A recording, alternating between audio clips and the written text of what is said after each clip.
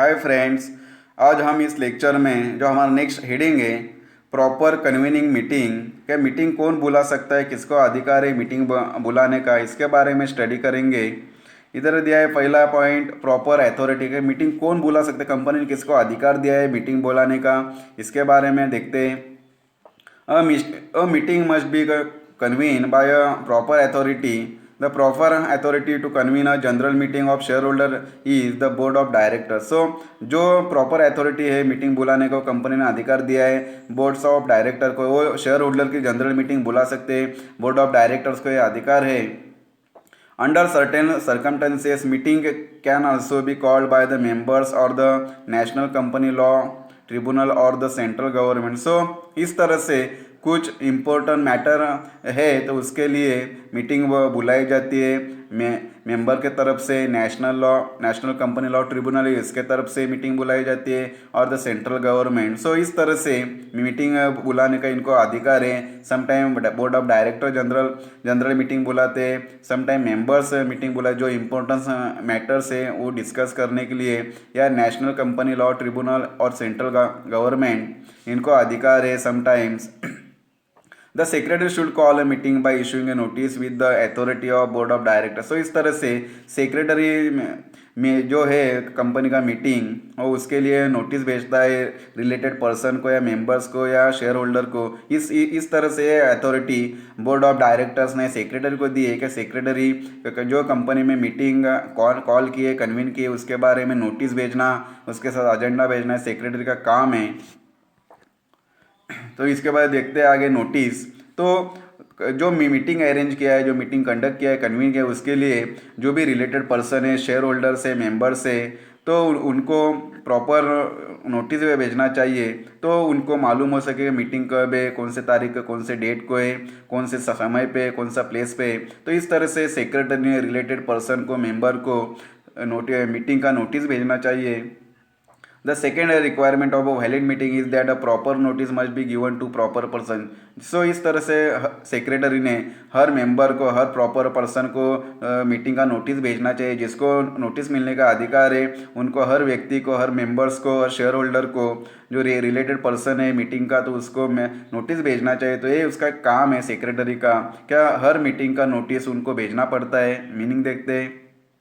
A notice of a meeting is an advance written intimation containing day, date, time and place given by company to all those who are entitled to receive it. So इस तरह से जो secretary notice भेजता है meeting का related person को, उस notice में ये जो नोटिस है ये रिटर्न इंटीमेशन है रिलेटेड पर्सन को, शेयर होल्डर को, और ये नोटिस में डेट, टाइम और प्लेस क्या है, कौन से तारीख को, कौन से डेट को मीटिंग है, कौन से समय को और किधर मीटिंग है, सब इसमें रिकॉर्ड रहता है। तो इस तरह से हर एक व्यक्ति को जिसको नोटिस मिलने का अधिकार है उनको नोटिस भेजा जाता है और नोटिस में सब इंक्लूड किया जाता है।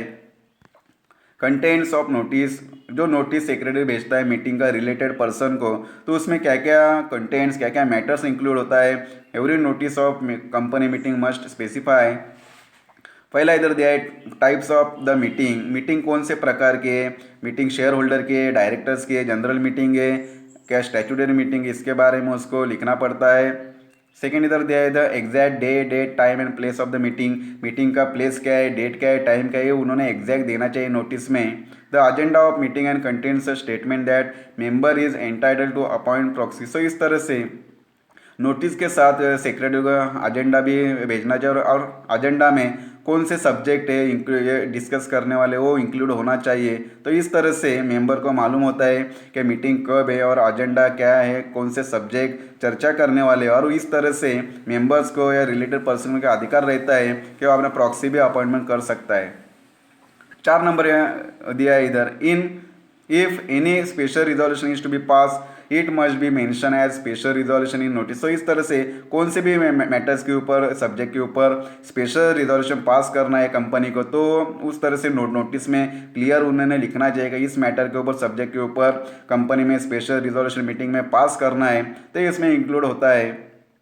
5 नंबर इधर दिया है, in case of special business to be transacted statutory note and explanatory statement must be given in the notice. तो इस तरह से जो भी स्पेशल बिजनेस करना है, जो भी ट्रांजेक्शन करना है, स्पेशल रिजोल्यूशन पास करना है, स्पेशल चर्चा करना है, तो उसके लिए स्टैट्यूटरी नोट एंड एक्सप्लेनेटरी जो एक्सप्लेन है, जो स्पष्टीकरण है, वो देना जरूरी है नोटिस में, ताकि रिलेटेड पर्सन को, मेंबर्स को मालूम होता है क्या इसके बारे में एक्सप्लेनेशन है, इसके बारे में स्पेशल बिजनेस है तो उसके बारे में क्या क्या करना है, क्या नहीं करना है। तो इस तरह से नोटिस में मैटर इंक्लूड रहता है। सी दिया है, authority to send notice. Notice कौन भेज सकता है, किसको अधिकार है? The board of director is the authority to send the notice of the meeting. Normally the board of director authorize the secretary to send the notice convening the meeting. So इस तरह से बोर्ड ऑफ डायरेक्टर्स का अधिकार है कि वो notice भेज सकता है कंपनी में जो मीटिंग अरेंज कर सकता है उसका नोटिस भेज सकता है। लेकिन बोर्ड ऑफ डायरेक्टर्स अपने अधिकार सेक्रेटरी को देते हैं कि सेक्रेटरी उनके तरफ से रिलेटेड पर्सन को, मेंबर को नोटिस भेजता है मीटिंग का। तो इस तरह से बोर्ड ऑफ डायरेक्टर्स का अधिकार है और बोर्ड ऑफ डायरेक्टर्स अपने अधिकार सेक्रेटरी को देते हैं। Authority to receive notice, notice के किनको मिलने का अधिकार है? डी दिया है इधर पहला, all the share holders in case of share holder meeting. Share holder की मीटिंग रहेगी तो जितने भी कंपनी में शेयर होल्डर है उनको कंपनी का नोटिस मिलने का अधिकार है। सेकंड इधर दिया है the auditor of the company in case of annual general meeting. Company में एनुअल जनरल मीटिंग रहेगी, वार्षिक सर्वसाधारण सभा, तो कंपनी के जो ऑडिटर है उनको भी नोटिस भेजा जाता है। 3 नंबर इधर दिया है the legal representative of disease और इंश्योरेंस पार्टनर। जो इंश्योरेंस पार्टनर या डिसीज पार्टनर से मेंबर्स है तो उनको जो लीगल रिप्रेजेंटेटिव से उनके जो वारिस है उनको भी नोटिस भेजा जाता है। 4 नंबर दिया है a person name first in register of members in case of joint holder.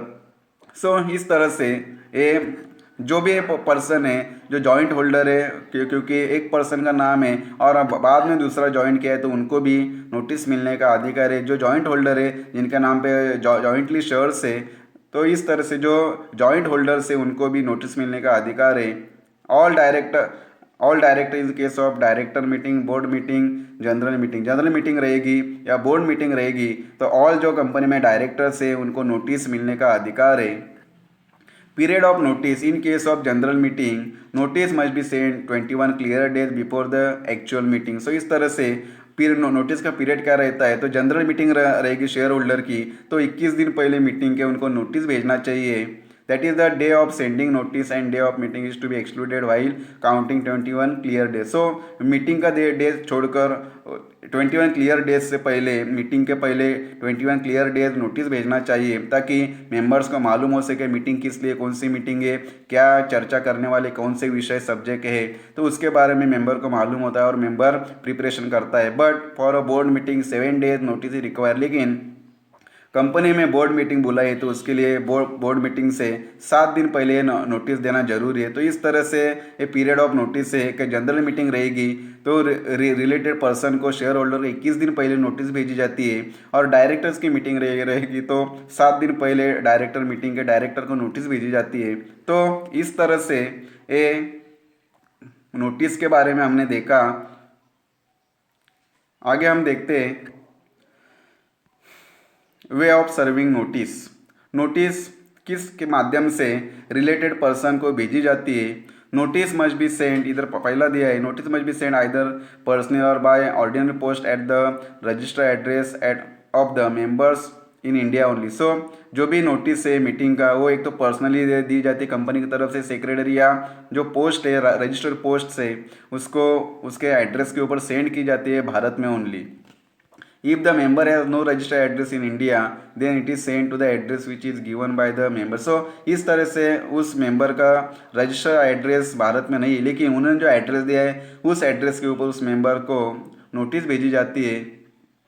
3 number इधर दिया है, if any member want the notice by register post the notice must be send accordingly provide he pays charges in advance. So इस तरह से जो member को ऐसा लगता है कि मुझे मीटिंग का नोटिस रजिस्टर पोस्ट से मिलना चाहिए तो उसके लिए उनको जो फीस है पोस्ट का वो चार्ज का चुकाना पड़ता है, वो देना पड़ता है एडवांस में।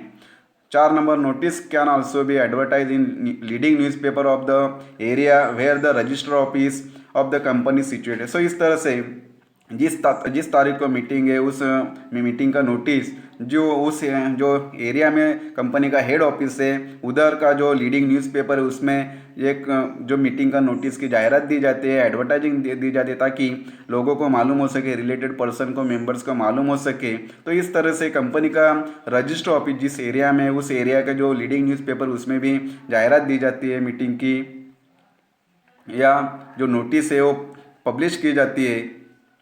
As per the initiative of ministry of environment, company can also send notice of meeting through email. So इस तरह से भारत सरकार का जो पर्यावरण मंत्रालय है उसके अकॉर्डिंग, उसके रूल के हिसाब से कम पेपरलेस काम होना चाहिए ज़्यादा से ज़्यादा। तो इस तरह से कंपनी सेक्रेटरी या कंपनी जो रिलेटेड मेंबर्स है उसको मीटिंग का नोटिस एक तो उनका जो ईमेल एड्रेस है उसके ऊपर भेज सकते हैं, उसका जो भी दूसरा एड्रेस है ऑनलाइन उसके ऊपर भेज सकती है। तो इस तरह से मीटिंग का नोटिस भेजा जाता है रजिस्टर पोस्ट से, बाय हैंड से, ईमेल से, या लीडिंग न्यूज़पेपर में जो भी मीटिंग का नोटिस हो पब्लिश किया जाता है। तो इस तरह से लोगों को मालूम होता है। तो ये